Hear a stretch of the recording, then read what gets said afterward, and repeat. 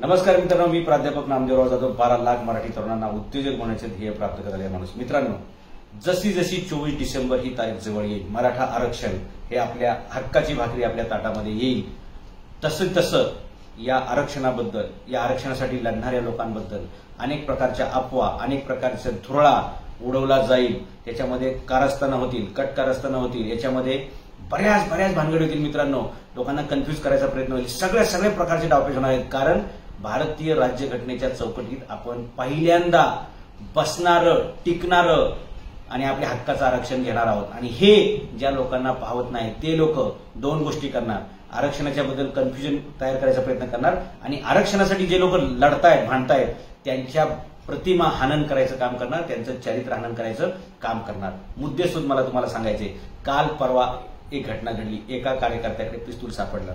मग तो कार्यकर्ता जरांगे पाटलांच्या आंदोलनातला अशा प्रकारच्या सगळ्या बातम्या टीव्हीला आल्या. त्याच्यानंतर झालं की त्याचे अनेक लोकांवर फोटो दिसले. बरोबर, असं अनेक लोकांवर तुम्हाला दिसतील. लक्षात घ्या, त्या प्रसंगानुसार ती व्यक्ती त्या कार्यक्रमामध्ये कधी बळजबरीने फोटो काढतात, कधी योग्यतेने फोटो काढतात, कधी योगाने काढतात, कधी ठरवून काढतात. वेगवेगळ्या प्रकारचे असू शकतात. ओके, आपला मुद्दा फक्त मराठा आरक्षणापुरता आहे आणि कोणत्याही परिस्थितीमध्ये आपल्या तरुणांनी मराठा आरक्षणावरचा फोकस हटवू द्यायचा नाही. आपलं टार्गेट कोणताही राजकीय पक्ष नाही, आपलं टार्गेट कोणताही व्यक्ती नाही. आपलं एकमेव लक्ष्य, एकमेव टार्गेट 24 डिसेंबरची तारीख आणि मराठा आरक्षण एवढाच असणार आहे मुद्दा.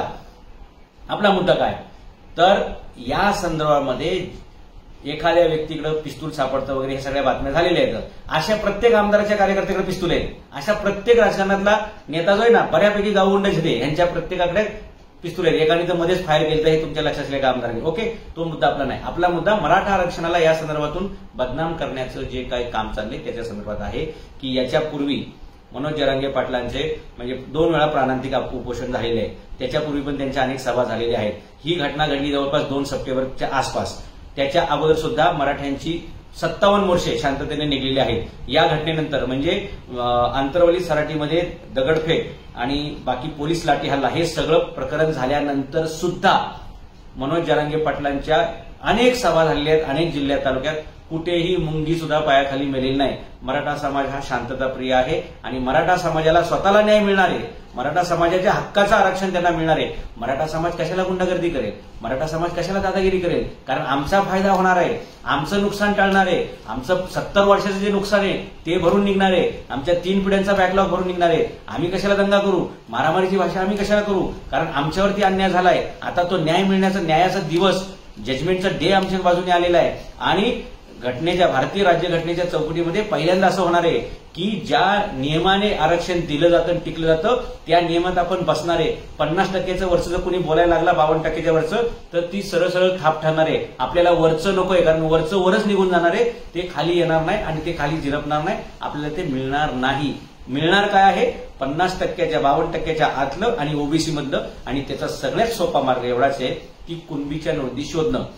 ह्या नोंदी पूर्वी सुद्धा होत्या, परंतु आपल्याला असं सांगितलं जायचं की तुम्ही मागासलेचे पुरावे द्या, तुम्ही शैक्षणिक, आर्थिक, सामाजिक मागासलेचे पुरावे द्या. ते पुरावे असून सुद्धा आपल्याला माहित नव्हतं की ह्या पुराव्याच्या आधारे आपल्याला डायरेक्ट एंट्री मिळते. आता हे लक्षात आलंय. मनोज जरांगे पाटलांनी जे आंदोलन केलं आणि त्यांनी बरोबर स्टँड घेतला. मित्रांनो, अजिबात कन्फ्युज व्हायचं नाही.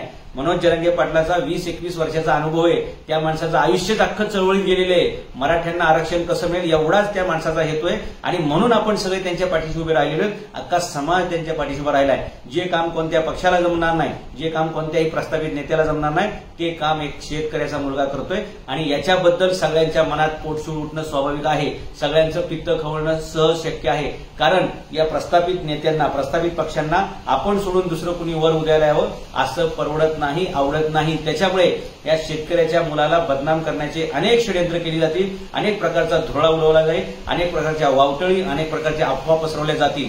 कोणत्याही परिस्थितीमध्ये आपण एकदम शांत संयमाने घ्यायचे, दोन्ही बाजू बघायच्या आणि लगेच रिॲक्ट होणं मराठा मुलांनी टाळायचं आहे. लक्षात घ्या मुद्दा की अशा प्रकारचा कोणताही गोंधळ झाला तर लगेच रिॲक्ट होणं आपल्याला शोभणार नाही, कारण त्यात आपलं नुकसान होईल. ज्या लोकांना वाटतं मराठ्यांना आरक्षण मिळू नये तेच लोक अशा प्रकारचा दंगा करणार, तेच लोक अशा प्रकारचे अफवा पसरवणार. मनोज जरांगे पाटीलला ह्याचा पाठिंबा आहे, मनोज जरांगे पाटील त्याचा माणूस आहे, अशा प्रकारचं अ ब क ड असे सगळेच पक्ष, सगळ्याच प्रकारचे राजकारणातले लोक मनोज जरांगे पाटलांवरती व्यक्तिगत हल्ला करणार, व्यक्तिगत त्यांचं चारित्र्यहनन करणार, त्यांच्या नेतृत्वाबद्दल विश्वासार्हतेबद्दल प्रश्न निर्माण करणार. ही त्यांची रणनीती आहे. कारण जसं जसं 24 डिसेंबर जवळ येईल दोन्ही बाजूचे सगळेच पक्ष तुटून पडणार आहेत. लक्षात घ्या, सगळेच नेते तुटून पडणार आहेत. कारण त्यांचा जो सगळा बेस आहे ना राजकारणाचा तो सगळा ढळून गेलाय. याच्यापूर्वी कोणत्याही नेत्याला कोणत्याही प्रश्नावरती जेवढं समर्थन मिळालेलं नाही तेवढंच समर्थन महाराष्ट्राच्या जनतेनं एका शेतकऱ्याच्या पोराच्या पदरामध्ये टाकलेले आहे. कारण विश्वसनीयता, प्रामाणिकता आणि सचोटी हे 3 गुण या गरीब शेतकऱ्याच्या लेकराच्या स्वभावात दिसलेत लोकांना. आणि आपलाच मुलगा, आपलाच पुतण्या, आपलाच भाचा, आपलाच नातू याच्या पुढे राजकारणातल्या लोकांना दिसत नाही. माझं कुटुंब हाच माझा देश समजणारे लोक आहे. आपल्यासाठी आपला समाज हेच आपलं कुटुंब आहे आणि म्हणून आपण ते लढलं पाहिजे. अशा प्रकारच्या कोणत्याही अफवांना आपण बळी पडायचं नाही.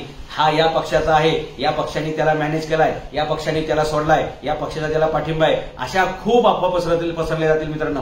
जशी जशी 24 डिसेंबर जवळ येईल आपल्यामध्ये फाटे फुटण्याचे, आपल्यामध्ये मतमतांतर तयार करण्याचे अनेक षडयंत्र हे राजकीय लोक करतील. हे राजकीय लोक लय डेंजर असतात. लक्षात घ्या, आपल्याला दिसायला ते वेगवेगळ्या पक्षात दिसतात पण वर सगळे एकच असतात.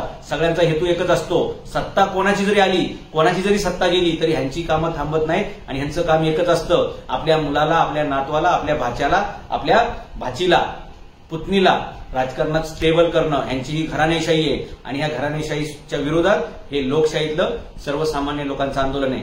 आपल्या कुणबीच्या नोंदी सापडत आहेत. कुणबीच्या नोंदी सापडल्या 32 लाखापेक्षा जास्त. आपण ओबीसी मध्ये जायला पात्र आहोत आणि घटनेच्या नियमानुसार प्रत्यक्षात आपल्याला हे आरक्षण मिळण्यामध्ये आता कोणताही अडथळा राहिलेला नाही. त्याच्यामुळे छगन भुजबळ सारख्या ज्या लोकांना पुढे केलं जातंय किंवा छगन भुजबळचं सगळं अस्तित्वच ओबीसी ह्या शब्दावरती आहे. मराठे ओबीसी मध्ये गेल्यानंतर या ओबीसीचं नेतृत्व कोणी करायचं असा प्रश्न भुजबळांना पडलेला आहे. त्यामुळे भुजबळ सगळं कडबळ गोळा करतात आणि ओबीसीचा नेता ओबीसी नेता असं बोंबलत सुटतात. वास्तवात छगन भुजबळ हे ओबीसीचे नेते नाहीत. जर ते असते तर त्यांनी नाशिकमधून खासदार आपल्या पुतण्याला करण्याऐवजी एखाद्या ओबीसीतल्या एखाद्या होतकरू मुलाला का केलेले नाही हे लक्षात घ्या. छगन भुजबळ हे ओबीसीचे नेते असल्याचं भासवतात. जर तसं असेल तर त्यांनी ओबीसीमध्ये ज्या 350-400 जाती आहेत त्यातल्या कोणाकोणाला किती न्याय दिला याचा त्यांनी पहिला लेखाजोखा मांडला पाहिजे, त्याचा हिशोब झाला पाहिजे मित्रांनो. म्हणून मी सांगतो छगन भुजबळ हे ओबीसीचे नेते नाहीत, ते माळी समाजाचे नेते आहेत असं दिसतं पण वास्तवामध्ये मात्र ते माळी समाजाचे पण नेते नाहीत. ते फक्त भुजबळ अँड कंपनी याच कंपनीचे ते नेते आहेत आणि ह्या देशातील या राज्यातील बहुतेक 99% राजकारणी लोकांचा हाच फॉर्म्युला आहे.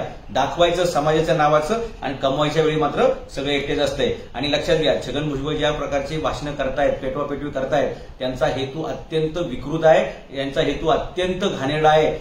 आज ते आपल्या मराठा आणि ओबीसी बांधवांमध्ये मारामारी लावून देत आहेत. आपले गावगाड्यामध्ये सगळे एकमेकाच्या आपण सुखदुःखामध्ये सामील असतो, एकमेकाच्या सणावाराला आपण सोबत असतो. उद्या भानगड वाढली तर छगन भुजबळ पळून इंडोनेशियाला जातील. त्यांच्या तिथं खाणी आहे, त्यांच्या तिथं उद्योग आहे. शिवाय भारतामध्ये सुद्धा त्यांच्या नाशिक परिसरामध्ये अनेक ठिकाणी 100-100 एकराचे फार्म हाऊस आहेत. ते सुरक्षेमध्ये राहतील पण गावगाड्याची सुरक्षा मात्र ते वाऱ्यावर सोडून देतील. त्यामुळे आपण 2 गटांमध्ये 2 समाजामध्ये कोणत्याही प्रकारचं वातावरण बिघडणार नाही याची काळजी घेत जमीन म्हणजे ताक फुकत फुकत आपल्याला पुढे जायचंय. दुधाने भाजलेली लोक ताक सुद्धा फुकून पितात. तसं आपल्याला बदनाम करण्यासाठीच आंतरवाली सराटीचं ते प्रकरण ऐनवेळी पुढे आणलं गेलेलं. मित्रांनो लक्षात घ्या, जशी जशी 24 डिसेंबर जवळ येईल अशा प्रकारच्या अनेक बातम्या सोडल्या जातील. या देशातील मीडियावरती आपण विश्वास ठेवावा अशी परिस्थिती नाही मित्रांनो.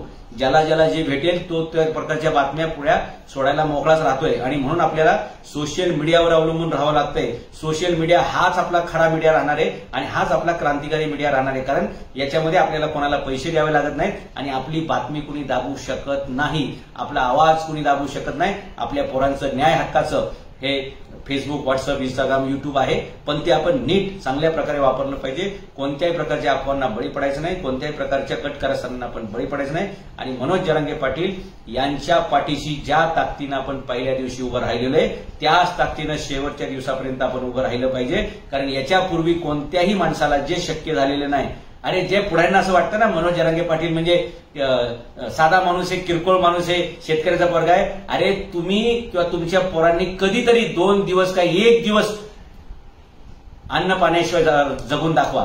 15 दिवसाचं या माणसाने उपोषण केलेले, 2 वेळा या माणसाने आपल्या प्राणाची बाजी लावलेली आहे. अशा माणसाच्याच हातून मराठ्यांचं कल्याण होईल, मराठ्यांचा आरक्षणाचा प्रश्न निकालात निघेल आणि तो निकालात निघण्याचा जवळ दिवस आलाय. फक्त 3 आठवडे मित्रांनो राहिलेत आणि त्याच्यामुळे रात्र वैरायची नाही, दिवस सुद्धा आता आपल्यासाठी वैरायचे आणि म्हणून कोणत्याही प्रकारचं किंतु परंतु मनामध्ये आणायचं नाही, कन्फ्यूज व्हायचं नाही, संशय निर्माण होण्याची परिस्थिती निर्माण केल्या जातील. एकमेकावर विश्वास ठेवा, एकमेकावर अढळ श्रद्धा ठेवा आणि एकमेकाला सोबत घेत आपण हातात हात घालत पुढे जायचं आहे. कोणत्याही प्रकारची कायदा सुव्यवस्था स्थिती निर्माण होईल असं वागायचं नाहीये. आपल्याला आरक्षण मिळणार आहे त्यामुळे आपण गोंधळ करणारच नाहीये. आपण हाणामारीची भाषा पण करणार नाही. हाणामारीची भाषा, चिथावणीची भाषा तेच लोक करणार आहेत की ज्यांना मराठ्यांच्या हक्काचं आरक्षण ओबीसीतून घेऊ द्यायचं नाहीये. लक्षात घ्या, आपण ओबीसीवर अन्याय करत नाही. आपलं जे 70 वर्षापासून ओबीसींच्याकडे आहे ऍडिशनल वाढीव तेच फक्त आपण परत मागतोय. आणि लक्षात घ्या, न्यायबुद्धी कुठल्याही माणसाला ज्याला सत्सद्विवेक बुद्धी आहे तो हे मान्य करेल, करायलाच पाहिजे की जे ज्याचं आहे ते त्याला देणं हे काही चुकीचं नाही, ते योग्य आहे. आणि म्हणून आपण जसं जमिनीची मोजमाप करतो आणि अतिक्रमण केलेली जमीन काढून ज्याची जेवढी जमीन आहे तेवढी हद्द निश्चित करतो, तेवढाच आपल्याला कार्यक्रम करायचा आहे आणि 24 डिसेंबरला तो होणार आहे मित्रांनो. आणि म्हणून आपण सगळ्यांनी कोणत्याही पक्षाच्या, कोणत्याही नेत्याच्या चिथावणीला बळी न पडता किंवा अफवेला न बळी पडता आपण एक मार्गाने, एक दिशेनं पुढे जायचं आहे. लक्षात घ्या, आपल्या लेकराबाळांचा प्रश्न आहे, आपल्या 3 पिढ्यांचा बॅकलॉग आहे आणि आपल्या पुढच्या अनेक पिढ्यांचं याच्यामध्ये भलं होणार आहे. जे लोक मारामारी लावून द्यायला बघतायत त्यांनी पहिले हे कबूल करायला पाहिजे, जर तुम्हाला मराठे ओबीसीमध्ये आलेलं मान्य नसेल तर याचा स्पष्ट अर्थ आहे तुम्ही भारतरत्न, विश्वरत्न डॉक्टर बाबासाहेब आंबेडकरांच्या राज्यघटनेला सन्मान करत नाहीये आणि बाबासाहेब आंबेडकरांच्या ह्या राज्यघटनेचा तुम्ही सरळ सरळ अपमान करताय. कारण जर तुम्हाला घटनेनं आरक्षण दिले तर तीच घटना आम्हाला सुद्धा आरक्षणास पात्र करते.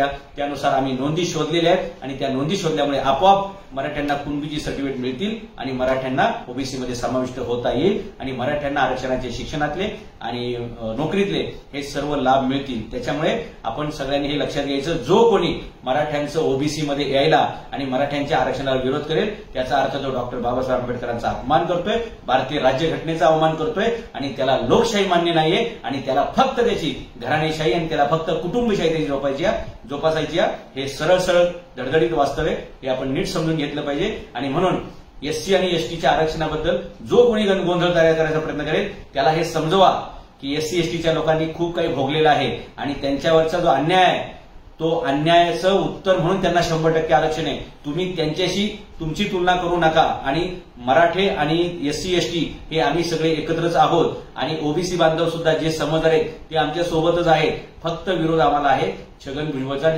छगन भुजबळ हा एकमेव काटा आहे की जो आपल्या आरक्षणाला विरोध करतोय आणि तो सुद्धा आरक्षणाला विरोध जो करतोय तो त्याच्या राजकीय स्वार्थासाठी करतोय.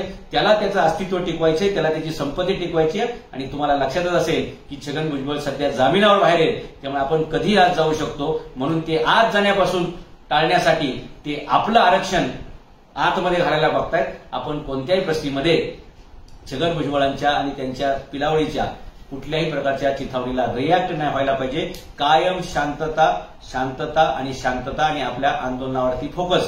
आपला फोकस एकच असला पाहिजे. कोणत्याही राजकीय पक्षाने आपल्याला मदत केलेली नाही. कोणताही राजकीय पक्ष खुल्लेपणाने आपल्याबद्दल बोलत नाही. मराठ्यांना ओबीसीमध्ये द्यायला आमचा पाठिंबा आहे असं कोणताही राजकीय पक्ष, कोणताही नेता बोलत नाही. त्यामुळे आपला एकच पक्ष 24 डिसेंबर मराठा आरक्षण आणि आपला एकच नेता शेतकऱ्यांचा मुलगा ज्यांनी प्राणांतिक उपोषण बंद केलं मनोज जरांगे पाटील. याच्या व्यतिरिक्त तिसरी बायलाईन आपली असणार नाही आणि सगळ्यांचा फोकस फक्त 24 डिसेंबरकडे असला पाहिजे. एवढंच तुम्हाला व्हिडिओतून सांगतो. कोणत्याही प्रकारच्या भूलथापा, कोणत्याही प्रकारच्या अफवा ह्या राजकारणी लोकच पेरणार आहेत. त्याच्यावर अजिबात विश्वास न ठेवता मनोज जरांगे पाटील जे स्टेटमेंट देतील, ज्या पद्धतीने ते आपल्याला निर्देश देतील त्या पद्धतीने आपण सगळ्यांनी वाटचाल करायची. कारण कर्तृत्व त्यांचं आहे तर नेतृत्व त्यांचंच आपण मान्य केलं पाहिजे आणि कर्तृत्व आणि नेतृत्व याच्या संगमातूनच आपल्या मराठ्यांना आरक्षण मिळणार आहे हे लक्षात ठेवा. धन्यवाद.